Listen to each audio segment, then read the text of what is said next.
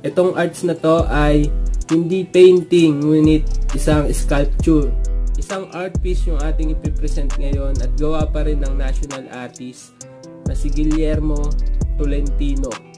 Itong art piece na to ay bagay na bagay sa panahon na to dahil sa pagkakaroon natin ng gold at pagiging champion sa nangyaring Olympic. So check out natin tong art piece na to.